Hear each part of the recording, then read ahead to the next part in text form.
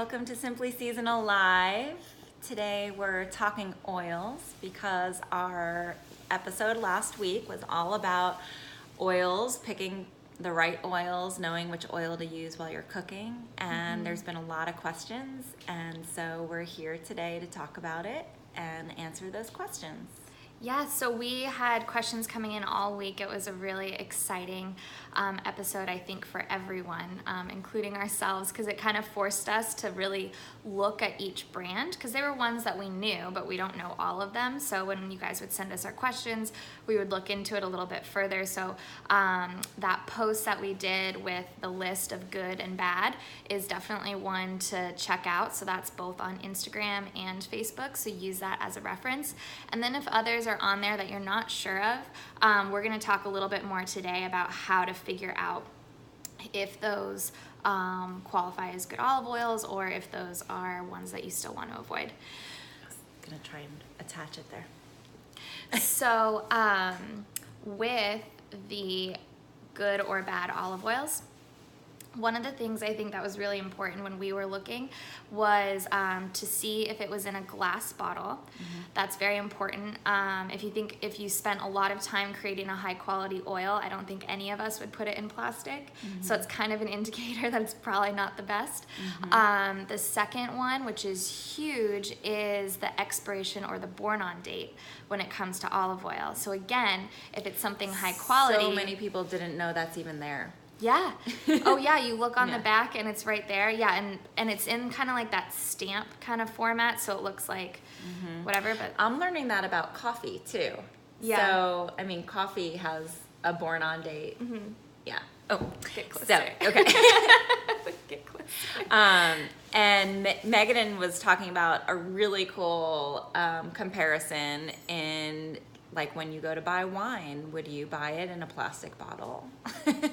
Any quality wine would not be put in a plastic bottle, but other low quality wines are put in glass bottles. So the thing is, you go to a store to go buy a really nice bottle of wine, sometimes you don't know, unless you know the vineyard and you've tried that wine before, you don't really know. So a lot of this, just in general, is getting to know your food. You know, just the same way you would with wine. You know, sometimes you can spend a lot of money on some wine that's really crappy, or you can say, hey, this is actually a really good vineyard and it's not that expensive, right? So this is just how you get to know wine, get to know your olive oil, get to know your food. This is how you make it part of this healthy lifestyle. And there are so many more tasting room stores coming out now. So here in the Houston Heights, we actually have 2 stores right on 19th Street that both do olive oils and olive oil tastings and vinegars. So go try it out and see what real olive oil tastes like, so that when you get one, because I'm not saying use that all the time, that would get expensive. I mean, ideally, yes, but sometimes we save that for a nicer, you know.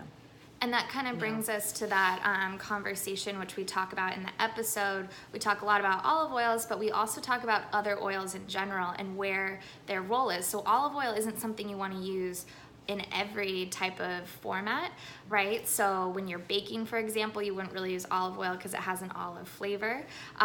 You also would use different oils because they have a different smoke point.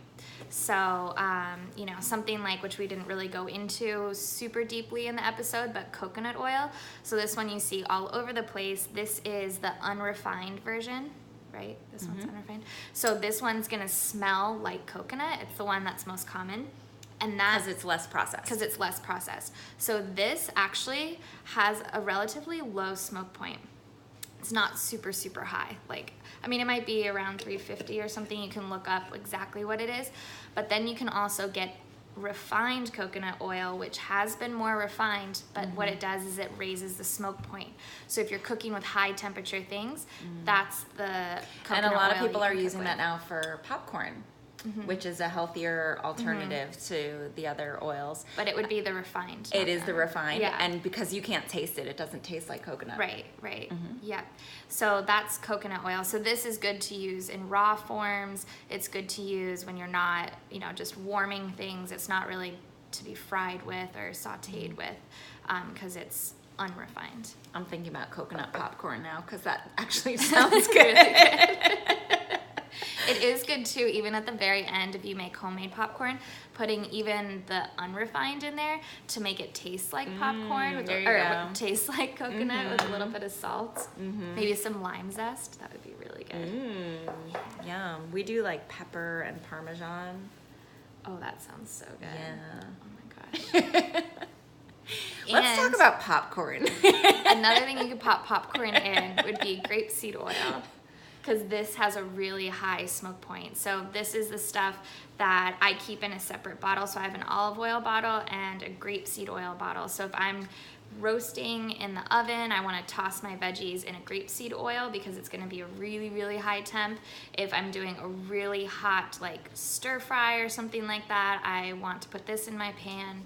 Anything above 350, which is pretty easy to get to when your flame's on really high on the stove. This is something I learned from Megan, and I'm so happy to have this knowledge now because I didn't know this. And so now I'm selecting my olive oils and my grapeseed oils and knowing which one to use when, and it feels so good to just know your go-to oil. Yep. So thank you. You're welcome. And the reason behind that is because it's the smoke point, right? So an olive oil only can go usually 350 is the highest it can usually go. And that's pushing it. So that means that the oil is now turning rancid. So all of the beneficial reasons for you having that oil in the first place, for the omega-3s and all these antioxidant benefits, are out the window, and it's actually converts into free radicals, which are what are inflammatory, causes things like cancer, other things like that. So it's a carcinogen. So the whole chemical composition has changed. Totally. So Okay. when that oil That makes sense. gets too hot, then now it's rancid. It's a carcinogen now. It's really, really bad. And in restaurants, they do it all the time. It's awful. They use really poor quality oils, even in the nice restaurants. I used to work in a really, really nice restaurant.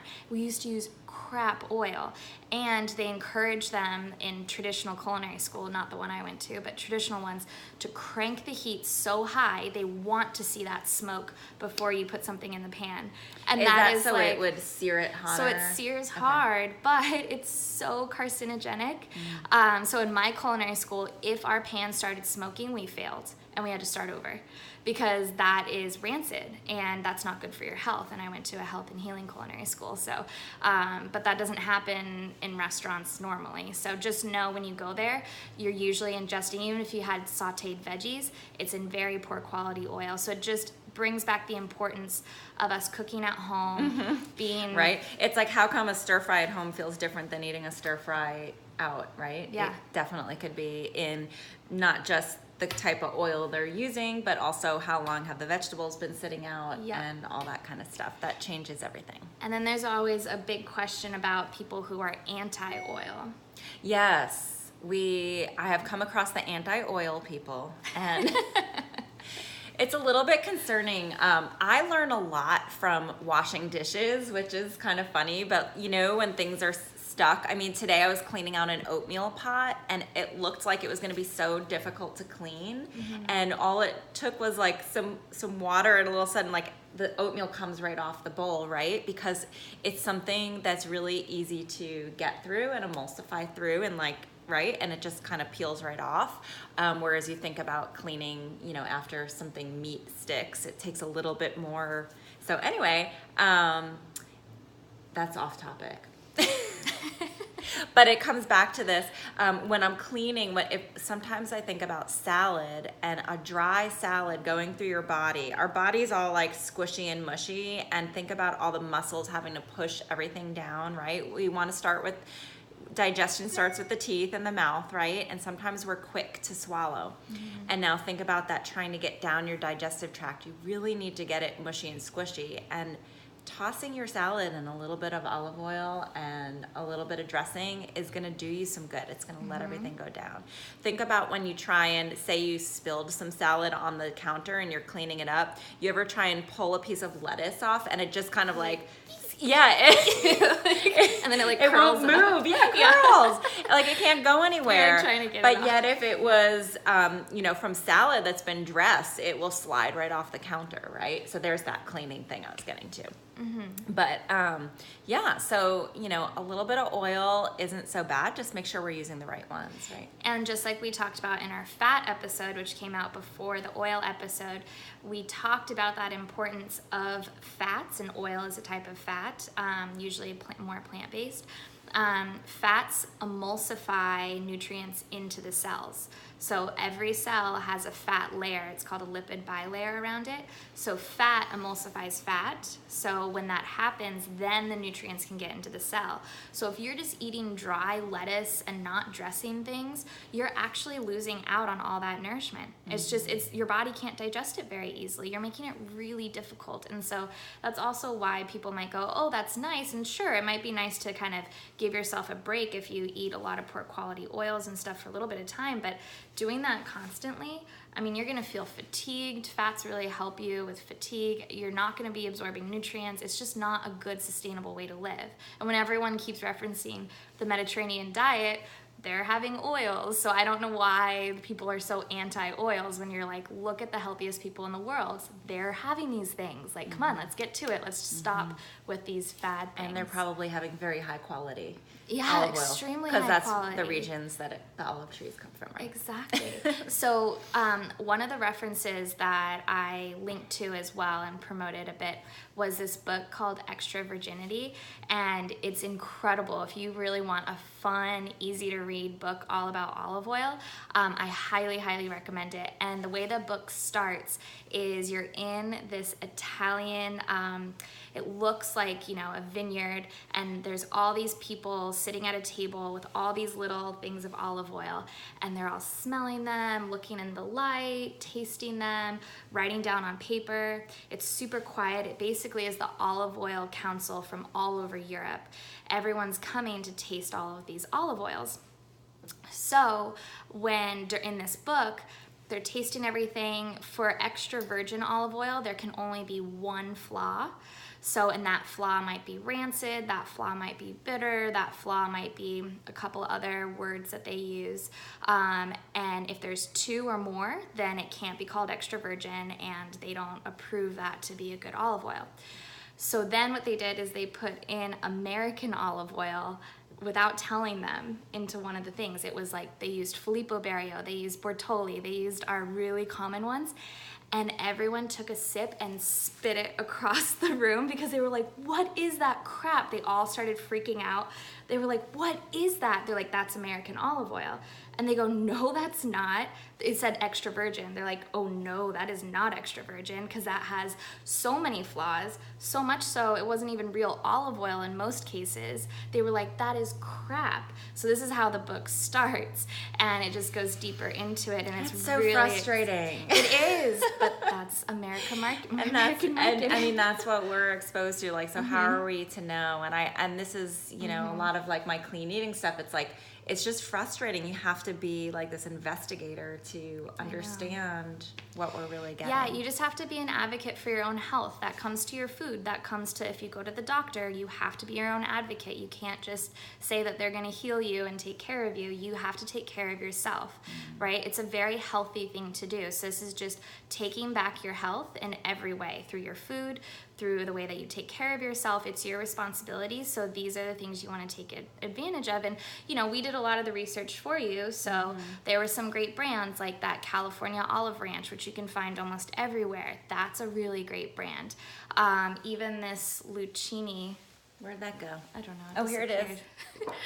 Even this Lucchini one is really good. Yeah, this one tested out well. Oh, in there too. Right, California Olive Ranch. Those were the Kirkland one. The Kirkland from Costco tests out really tests well. out well, so that's kind of cool. But the Whole Foods one fails. So you would think Whole Foods, you know, you want to trust them. Trader Joe's does pretty well. Yeah, we read an article on how they go and source it, so Yeah. that seemed okay. So I know it's hard, but use our list for a good base level. And then if you want to try other things, definitely investigate further. And that that testing was from like 2013, I think. So I'm kind of on a lookout for Trader for Joe's. for that list. So I'm kind of on the lookout for a more current, somebody who's doing a more current study, because maybe they've changed practices. Maybe the ones that are good aren't good anymore. I know. And that's the hard thing, but you do the best you can too, right? Yeah. So you do We're the best that you trying. can. We're trying to give you guys the latest information as well. But yeah, so it's just, but if it's in a glass bottle, the bottle is dark and it's glass, because we got another question Born about on date. an HEB brand, which is a Texas grocery store. And HEB tends to do a pretty good job at trying to source things well. But it was in a plastic bottle. So I was like, I can't imagine that a good olive oil would ever be put in a plastic bottle. You know, it's just these kind of common sense things. The other thing don't is add when up. it says organic, I mean, yeah, of course but it just means it's been grown without pesticides, right? So it doesn't necessarily mean that it's Quality. It could be still organic other oil. Other oil, exactly. And the thing about organic, you guys, and I'm sorry, I know I'm going to sound like a conspiracy theorist, but it's true, because food lobbyists are some of the biggest lobbyists in our political system, and they're all connected to chemical companies. That's why they're so big and powerful. They've modified organic, GMO, all of these labels, so much so that now it's taking the integrity out of that name. So it might say organic. Well, that used to mean a lot more 10 years ago than it does now to qualify for organic. Because of the lobbyists, they keep making it easier and easier and easier for these big farms to fit under the brand of organic. So organic doesn't mean no pesticides. It could just mean a little bit less. And also not organic can mean no pesticides. I mean, there's plenty of organic farmers that are so small that they don't afford have it. they don't have the money to go get certified as organic, and they're doing it the right way. So I mean, The best thing you can do, markets. farmers markets and CSA boxes and things that you can Farm get. boxes. That's the best way. I know we're sounding again like conspiracy theorists, and we're not trying to overcomplicate it. We're just being real. The easiest way to do it is to take out the middleman, because the middleman is the grocery stores and these big marketing chains. Take those people out and go straight to the farmers, and then you're good to go. It's pretty simple. Same thing with olive oil. The closest to that you can get, the best. I'm loving these olive oil stores. I'm going back. Yeah. Yeah, really learn how it tastes. It's really cool because it definitely has more of a kick in the back of your throat. It's a little spicy. Some of them can be more buttery and things like that. So some oils you want to like just finish with, you know, might be good like in a salad or drizzled on top of bruschetta.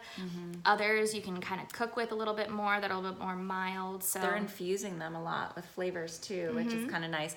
And then you can taste where they're from different regions, and you can get to know like which region olive oil you like best, kind of like wine. Exactly. It's or true. coffee. Yeah. It's all kind of, It's true. Food. because it all is like where the soil it was grown in, the and the terroir. region it grew up in, and the weather and all that. Yeah. Yeah, food is really fun. Make it fun. Don't make it like this is, you know, something that you have to do. This is a thing you get to do. You get to taste different flavors. Like, how fun is that? So I love that. So let's Yeah. end on that. Yeah. Well, thank you everyone for watching and giving Thanks us for all of joining your in, questions all Cindy, week. Terry. Yeah. Oh, hi guys. Thank you for joining. Yeah, and look for our next episode that we just published today, which is all about immunity.